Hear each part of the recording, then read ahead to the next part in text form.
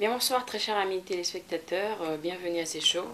Merci encore une fois de nous retrouver ce soir. Je reçois pour vous le professeur Jean Malala, on lui appelle professeur. Bonsoir professeur.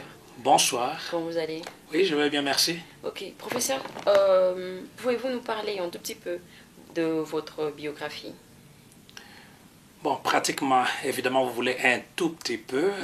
Pratiquement, peut-être pour nos téléspectateurs, je suis né au Congo, grandi au Congo, des parents congolais. Ma mère était congolaise, mon père était congolais. Bien sûr que tous sont décédés et tous mes frères et toutes mes sœurs sont des Congolais à 100%. Nous sommes tous nés dans le Bandundu et j'ai évolué plus aux États-Unis d'Amérique où je suis professeur de la deuxième grande université aux États-Unis. C'est l'Université centrale de la Floride où j'enseigne au département des communications dans la faculté des sciences. Je suis professeur de nouvelles technologies de l'information et j'enseigne l'informatique et d'autres cours médiatiques. Euh, voilà un peu, je ne sais pas si c'est ce qu'il faut dire, mais depuis plusieurs années, j'ai beaucoup d'activités que je fais au Congo. Et je suis déjà passé sur plusieurs chaînes de télévision au Congo où je me suis introduit et à l'heure actuelle, il y a peut-être beaucoup de choses que j'ai accomplies qui ne sont toujours pas connues par la plupart des Congolais. Voilà un peu, je ne sais pas si j'ai répondu ou encore il faut que j'ajoute quelque chose. Et à ajouter un tout petit peu par rapport, parler par rapport à votre ONG au Congo. Vous avez fait combien de temps ailleurs, disons, aux Bon, États-Unis? aux États-Unis, j'ai pratiquement fait un quart de siècle et je suis en réalité, il y a en anglais ce qu'on appelle tenure, c'est-à-dire que lorsqu'un professeur devient très important en Amérique, surtout dans des universités d'État, l'université lui donne un contrat à vie où il ne sera jamais, jamais révoqué, qu'il neige ou qu'il pleuve. Et j'ai reçu déjà ce contrat. Donc, en anglais, on dit I am a tenured professor. Euh, mais au Congo, j'ai aussi établi ce que l'on appelle la fondation John Malala pour la dignité, ou bien John Malala Dignity Foundation. Et à travers cette fondation, nous faisons beaucoup d'activités. J'ai la tête en Amérique, mais les pieds au Congo.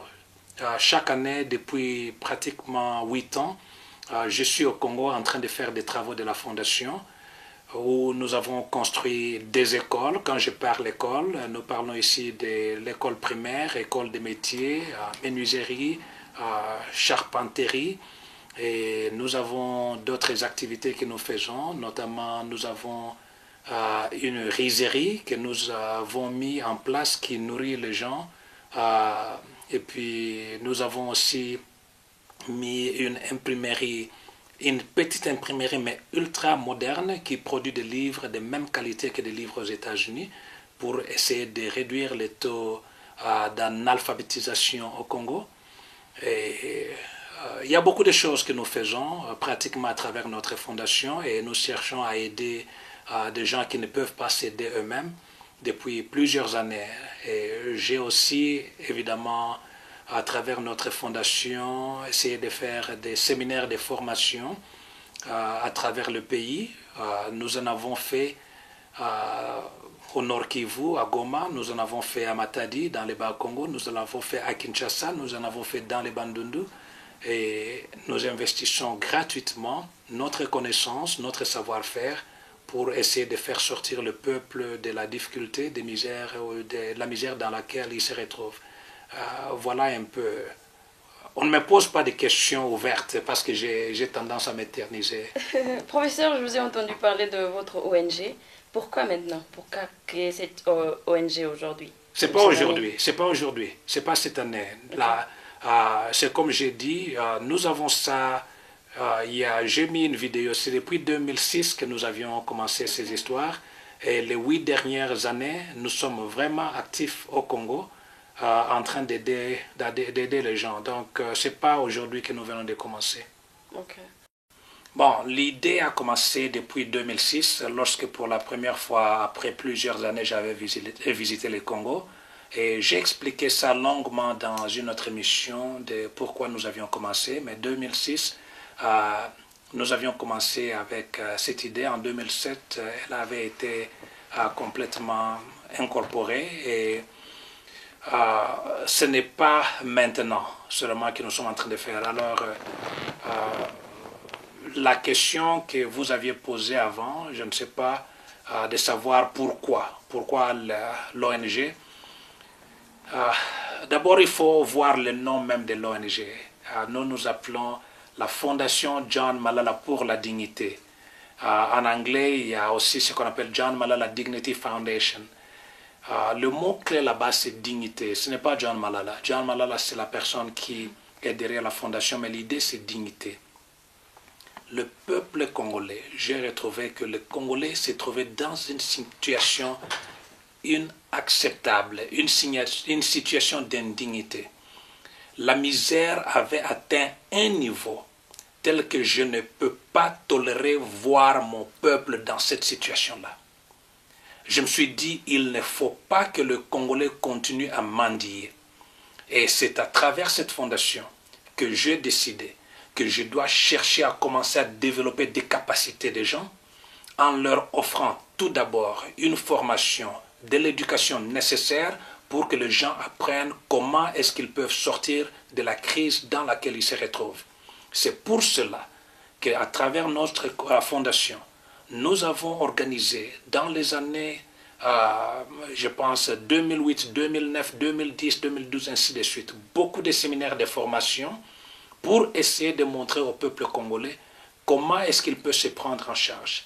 Je pense que quand un peuple est réduit au niveau où il se retrouve aujourd'hui, je ne peux pas accepter que l'on puisse m'appeler Congolais si je ne peux pas faire quelque chose pour le Congo. Je pense qu'il faudrait redonner au peuple congolais sa dignité en lui donnant d'abord la connaissance, le savoir-faire et le moyen, mettre à sa disposition des moyens pour qu'il puisse sortir de la crise, de la misère dans laquelle il se retrouve. Et c'est la raison pour laquelle j'ai appelé la fondation John Malala pour la dignité. Je pense que vous savez vous-même qu'il n'y a pas dans la dignité dans la mendicité. Si quelqu'un doit commencer à aller mendier pour trouver son pain, ce n'est pas acceptable. Et c'est la raison pour laquelle nous avons créé cette fondation. C'est pour redonner aux gens la force, lui redonner sa place sur l'échiquier mondial. Les gens doivent apprendre à respecter les Congolais. Et nous devons tous intervenir. Je me suis dit, il faut que je fasse quelque chose. Et cela, nous sommes en marche chaque année. Je suis au Congo en train d'aider les Congolais à pouvoir non seulement sortir de la crise, mais à pouvoir regagner sa dignité. Il y a beaucoup de vies que nous avons déjà transformées parmi les gens. Donc il y a des jeunes gens, des femmes, des hommes, ainsi de suite. Et aussi avec les gens dans des églises. Nous collaborons avec tout le monde. Nous avons déjà collaboré avec les églises catholiques, églises protestantes, églises des réveils, ainsi de suite. Et nous avons fait des dons, même chez des catholiques, des protestants et d'autres personnes. Et nous sommes en train de faire ça. La fondation que nous avons est en train de redonner la dignité. Par exemple, nous avons créé une école. Et dans cette école, j'ai décidé qu'aucun enfant ne paiera un seul sou. Et je ne reçois rien en retour. Ma joie, c'est de voir ces enfants sourire. Et comment vous payez les professeurs de l'école? J'ai un salaire. Je prends une partie de mon salaire. Je mets à la disposition de ceux qui veulent transformer la vie des enfants. Je les paye chaque mois. Je paye les directeurs, je paye les enseignants de l'école primaire et je paye ceux qui enseignent dans les cours de métier. Professeur John Malala, vous entendre parler de votre ONG. Cette ONG, cette fondation ne vous attire pas petit à petit à s'accrocher dans la politique de notre pays? Je pense que après avoir travaillé longtemps avec mon ONG, j'ai découvert que l'effort que je suis en train de fournir paraît vraiment une goutte d'eau dans la mer. C'est vraiment une goutte d'eau dans la mer. Et je pense que l'on ne peut pas négliger la politique. Et d'ailleurs, une chose qui est vraie, nous sommes déjà en train de penser que pour bien aider les pays, nous devons commencer à penser à postuler à la magistrature suprême du pays, au Congo. Et je pense qu'au moment opportun, lorsque l'on va ouvrir le dépôt des candidatures au Congo, je ne dis pas que je pense, je suis déjà déterminé, j'ai déjà décidé de postuler à la magistrature suprême du Congo parce que ce que je suis en train de faire à travers mon ONG, je peux le faire mieux à travers le pays. Je pense que dans ce pays, le Congo, vous n'allez pas trouver 2 ou 3 personnes qui ont déjà fait proportionnellement à leurs ressources ce que moi j'ai déjà fait pour le Congo. Bravo, un coup de chapeau. Merci. Pensez-vous comment créer un parti politique ou vous avez déjà travaillé dans un parti politique au pays? Je n'ai jamais travaillé dans un parti politique au pays.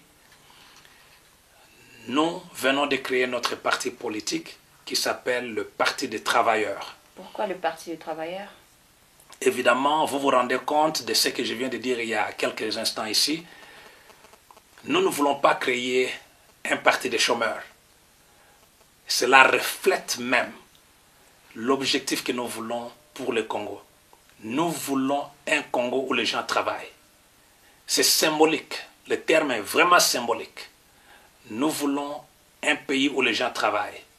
Et notre parti, c'est le parti des travailleurs, parce que nous allons créer de l'emploi. Vous savez, aujourd'hui, le taux de chômage au Congo. Mais c'est triste. Vous arrivez à Kinshasa, 9 sur 10 personnes sont au chômage.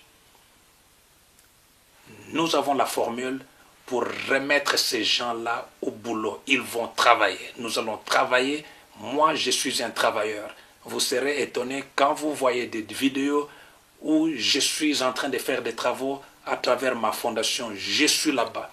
Je quitte l'Amérique. Je suis docteur.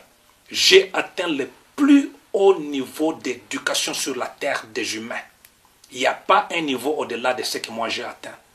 Mais quand je quitte l'Amérique, je viens au Congo, je vais au village, je laisse mes toges, mes vestes et toutes choses là-bas, je descends, je prends la houe, je prends la bêche, je prends la hache, je prends la machette, je travaille avec toute personne. Je suis un travailleur, je suis un créateur d'emplois, je pense que le Parti des travailleurs, c'est le non-Parti des travailleurs, c'est la réflexion de ce que nous sommes. Je suis un cadre. Je suis un grand cadre aux États-Unis d'Amérique. Je suis au niveau de notre université, l'Université centrale de la Floride, que j'ai dit la 2e grande université en Amérique. J'ai été, voyez, où est le truc là? Vous voyez ce signe ici? J'ai été pratiquement préparé uniquement dans un programme unique qu'on appelle en anglais Leadership Enhancement Program. Ça, c'est un signe que cette personne a été travaillée pour qu'il soit un leader sur n'importe quel plan dans ce monde. Donc, voilà, nous sommes là, nous allons travailler et nous allons mettre les gens au travail.